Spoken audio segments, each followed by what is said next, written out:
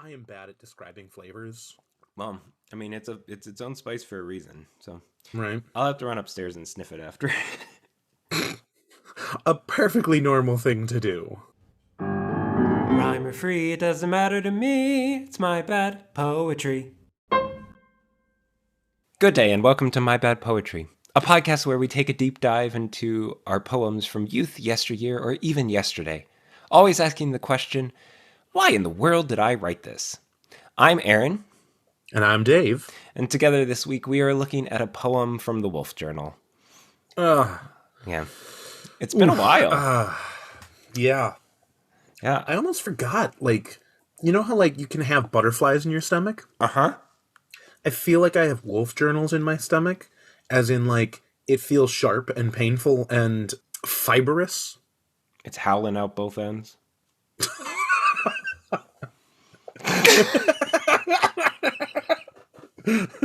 I don't know what to do with that, but yes.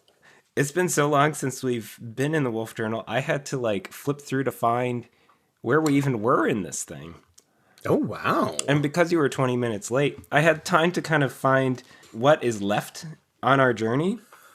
Dear listeners, Aaron just had to bring up the fact that I was 20 minutes late because he's kind of a jerk. Yes. And I found that one of the very last things I wrote was one of those lovely songs that we listened to. It's just a piece of it. But do you believe in love? Do you believe in us? I remember hearing that screeched like chalkboard, like nails on a chalkboard. Yeah. So No, like chalkboard. like just chalkboard. Just chalkboard in general. How about you sound like a chalk? No, then I'd have to keep this in. It has to be in now. This is my poem called Chalkboard. Chalkboard. Yeah, bring us into the realm of poetry, Dave, with whatever you've written. This is a poem called Forced Creativity. Ooh. I have no idea how to write to a prompt.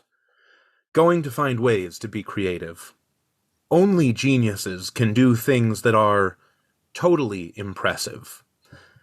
Now I will open my mind to write with holy wisdom, inspired by poets of old, never running out of great work. Okay. I caught that you were doing an acrostic. What? No. This is just me being creative. Yes. Oh, okay. But you spelled at least thing at the end. So I missed the first couple there. Is it nothing? It spells I got nothing. Ah! Okay. Mm-hmm. I got nothing. I had no idea what to write, and I was thinking about it last night, and I got nothing popped into my head, and I'm like, that's technically something, which is ironic. So you wrote that down the side, and then you found the words, or were you crafting the words? Yeah. No, I wrote it down the side, and then I was like, now I have to actually think this through. And about halfway through, the first 4 lines are actually lines, long. Yeah. Yeah. And then I literally just gave up, and I'm like, nah, I got a sentence, and I will just, make it fit.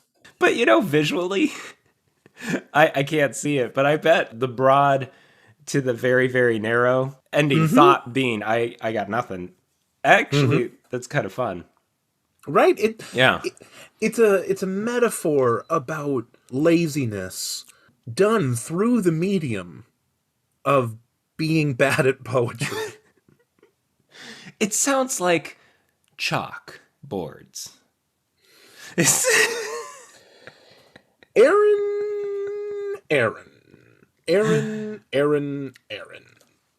Well, here we go, Dave. So I have an idea here. Okay. There's this little snippet of a thought at the tail end of that return to obsession that we covered many weeks ago. Yes. And it is so brief that we will just read it, acknowledge its badness, and then we'll dive into something that has a little more to chew on, maybe. Okay. Okay, so here's this thought. It's delineated by a line, so we know that it's not part of the obsession poem. Of course. Yes. And it says, all I can ask for is to be yours for 1 minute. But if I had that minute, I would wish to freeze it. I would wish to freeze. So it lasted forever. Okay, well, I would wish to freeze it so it lasted forever. No, you do not get to edit. You would wish to freeze it so that it forever lasts. So it lasted forever. Oh my gosh, Aaron. I'm just like trying to throw myself back there. Maybe I was going to say to make it last forever, and then I pivoted without erasing.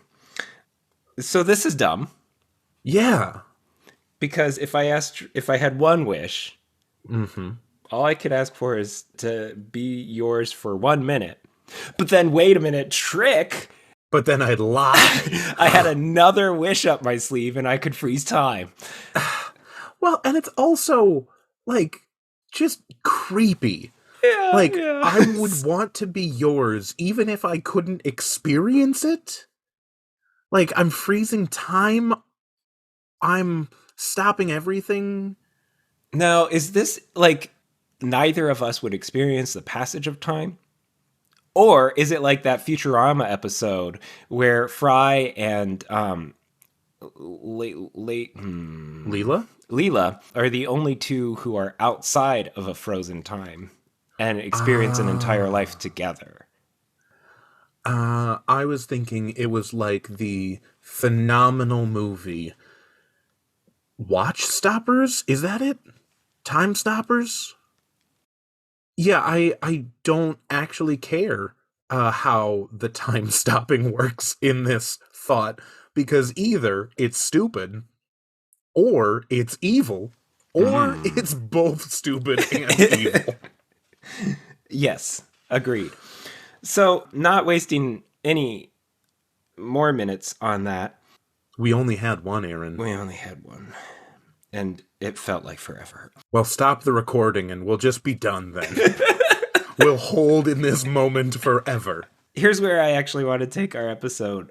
Okay. I turned to a page and we have these two started letters. So in the realm of my bad poetry, because the line breaks seem somewhat intentional, I'm going to call this an epistle poem, an epistolary poem. So one is to my dearest love. The one on the next page, which was abandoned after the first line, is to my dearest friend lost. And that one just says, I am filled with deep remorse for ever hurting you. No context as to what that was. That would be more interesting. Yeah. This one on the left side of the page, to my dearest love, I'm going to read it now for you. Okay. And then we'll dive in. To my dearest love, I will always feel like I didn't try enough, that I let you slip between my fingers. You told me I should be with someone that makes me happy. I never felt happier than with you. Pure elation consumes me with just the thought of you. To be with you was like quenching a long-awaited thirst or filling an empty space within me. I wanted to be with you forever, to hold you when you cried, to just live on the floor and stare at imaginary stars dancing on the ceiling. Trash. No, we're not at that point yet. No, I understand that fact. Okay, Trash. I know. It's just we're kind of out of our normal sync with all our amazing guests. Good or Garbage is far later, like at the end. Oh, yeah, no, Okay. I've already come up with some metaphors for how I would like to describe this as trash, but I'm just giving you, like... First impression. Yeah, first impression's trash. Okay, well, that's a little harsh.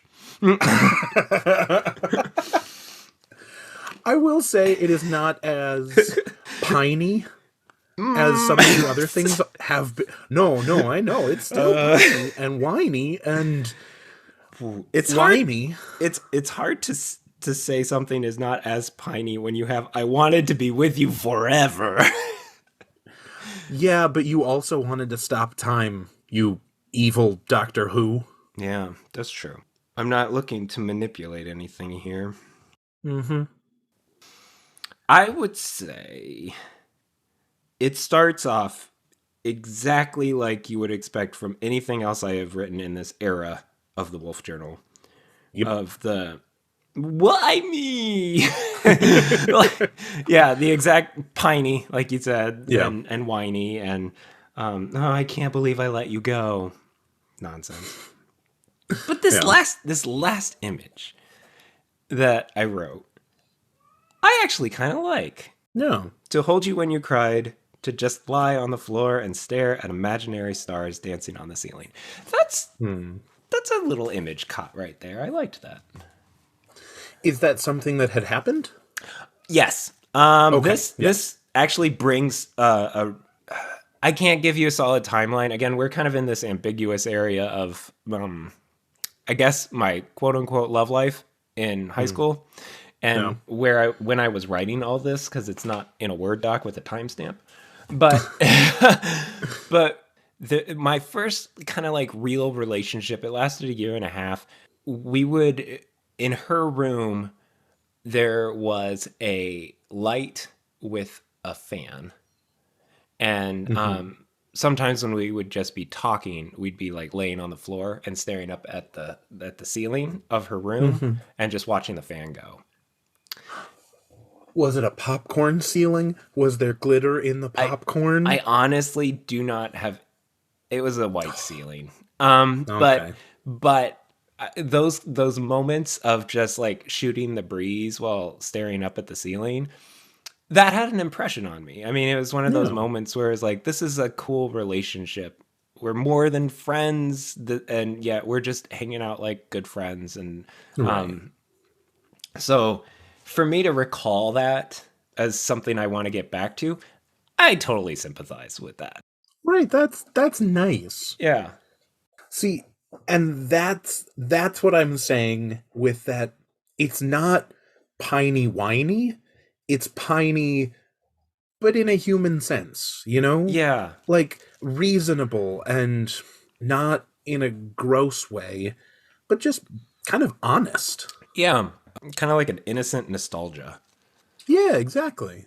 It so I've brought this up before that I wrote a song for my wife, or well, my then girlfriend, Yes. now wife. Yes. You compared her eyes And to boogers? Was that in the same no, song? No.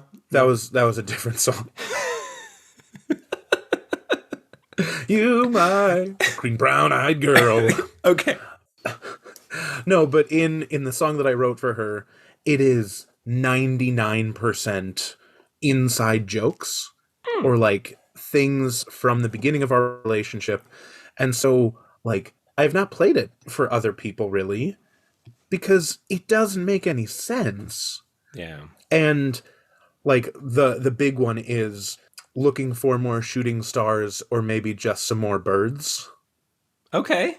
Because there was a time when we were outside, we were looking at a meteor shower, and she kept seeing birds that were like, there was light that was Yeah. catching on the underside of the birds, and she's like, "Oh, a shooting star!" And I'm like, "Yeah, sure, that's cool." But like Yeah. that doesn't mean anything. To anyone But I else. like yours because yours is a lot more open to interpretation, and I feel more knowable. Like even without the context that you gave me, laying on the floor looking up at the imaginary stars, I can understand that Yeah. without it having happened to me. Yeah. Yeah. That makes sense. I'm saying your poem is better than mine. I wouldn't say that. Oh no, it is. No, Mine because was garbage. well, you haven't shared yours, and I don't think that's a fair one-to-one comparison. So until you bring the receipts and share your bad poetry, Mm-hmm. I don't think we can make a true comparison. Just saying. Okay, fine. So it starts. There once was a man No. from Kalamazoo. Anyway, You're welcome. the line that killed me here. Mm-hmm. So we get into this flowery language in the middle where Yeah. it's like I start with generic why did you go? And then I end with this like genuine like moment that I think we agreed is kind of nice. Yeah. And then in the middle here, pure elation consumes me with just the thought of you.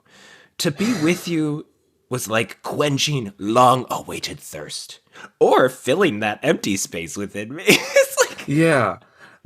That is the same thing. yeah, Like that's not adding to it. That is, here's a semi-poetic concept. said And again. here's me literally telling you what that semi-poetic concept means. Yeah. I'll say it again. There's this empty space. I feel empty inside, and you fill it. In case you didn't Empty. get it, in case you didn't get it the first time. But besides feeling empty, I also feel empty. So Yep. does that help you now? Yes. Can I just ask, quenching a long-awaited thirst? Yes. Okay. That I don't know what that means. Okay. Because, like, are you waiting for the thirst? Like you're quenching a long-awaited thirst. To quench a thirst is a thing, right? Yes, to quench a thirst, to fulfill it. But Yeah. I'm saying you're awaiting a thirst. Or are you awaiting the quenching of said thirst, in which case that sentence doesn't make sense? So how would you reconfigure that sentence? Because honestly, I have never questioned that line up until this point. So okay, to quench a long-awaited thirst, just yeah, I'm hearing it now. Because it's Yeah. in the word order, it's saying that the thirst is long awaited. Yes. Not the quenching of that thirst is long awaited. So you're literally saying, I'm waiting to be thirsty. So that it can be quenched, which is an interesting concept. I need more thirst traps in my life from this that person. sounds about right. Yep. that was before that term was a thing, though, wasn't it? Right? Well, look at me, just being a decade ahead of myself. No. Oh, gosh. Okay, so no, a long-lasting thirst might be. That's what I'm going Yes. for. It's like crossing the desert and then finally getting Yeah. a glass of water. But yeah, it's the wrong word. You're totally right. Yeah. See, I should have just dropped that and stuck with to be with you is like filling that empty space within me. I would like to be with you because I feel bad, and being with you would make me feel not bad. Happy. I've No, never felt. no. No, I said happy. You cannot. Oh, no, I know, but I'm saying you can't be descriptive like that. It just has to be bare bones. Bare bones. So we're working our way from the back here, as one does when learning a new piece of music. At the very end, at the very beginning, we have the most probably, I don't know, the concept here is I didn't try hard enough. Yeah. And that kind of try hard guy type mentality, we've talked about it many a times at this point. Yeah. But it leads to that whole like alpha male, Yeah. like you're just not using the right strategies of.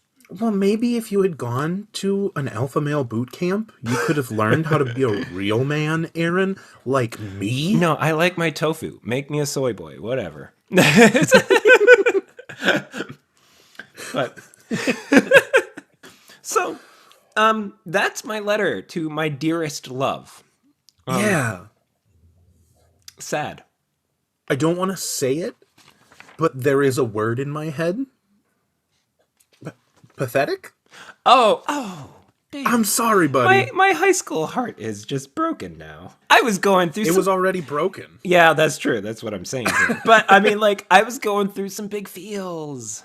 Yeah. My first true love is Do you need to blow out the candles? yeah. Yeah. I just wanted to lay on the floor and stare at the ceiling again, you know? Aw. That's a good... I like that. But yeah, maybe I can rehabilitate these last two lines into something. It is National Write a Poetry Month in April, so. And I haven't written a poem yet this month, so. Do you want to take that one again? It's National Write a Poetry Month? Write a poem month.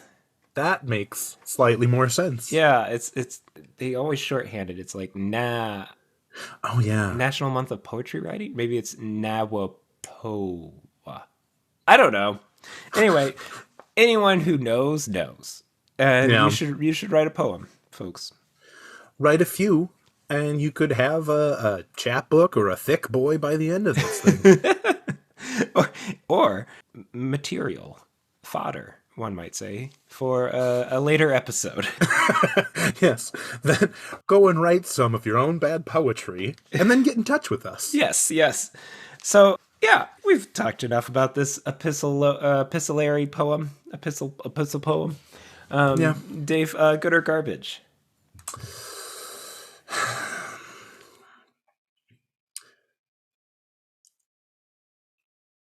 This is what we in the business like to call a pregnant pause. Because I was working on how could I be mean about epistolary, because, like, yeah, the pistol shooting through the book. The other option was I'm going into anaphylaxis because the poem was so bad, and so I need an EpiPen. Ah, an EpiPen for an epistolary. Yeah. Yeah. Dear listeners, Aaron is currently eating a candy cane, and he decided at the end of our podcast to shove the last 3/4 of it in his face. Kind of like a retainer. We're going to end this week with the words of a true poet. This week, coming to us from Elizabeth Bishop. The poem is called Letter to N.Y. for Lois Crane. And so it's another epistle poem, and it goes like this. In your next letter, I wish you'd say where you are going and what you are doing. How are the plays and after the plays, and what other pleasures are you pursuing? Taking cabs in the middle of the night, driving as if you're to save your soul, where the road goes round and round the park and the meter glares like a moral owl. And the trees look so queer and green, standing alone in the big black caves, and suddenly you're in a different place where everything seems to happen in waves. And most of the jokes you just can't catch, like dirty words rubbed off of slate. And the songs are loud but somehow dim, and it gets so terribly late. And coming out of the brownstone house to the gray sidewalk and watered street, one side of the building rises with the sun like a glistening field of wheat. Wheat, not oats, dear. I'm afraid. If it's wheat, it's none of your sowing. Nevertheless, I'd like to know what you are doing and where you are going. That's a good poem. Yeah. And it has meter and rhyme and means something. Yeah. And it talks about dirty words rubbed off of slate. We're back to the chalkboard, Dave. There we go. We got a tabula rasa here. That's going to do it for us. Aaron is working on getting a candy cane open for his daughter. So, this has been my bad poetry. Now go write some of your own bad poetry. See what I did there? I changed it up, and now it's worse. Yeah. Yeah. Well, no, you got it. I'm looking forward to having guests again, so it's not so terrible. Rhyme free doesn't matter.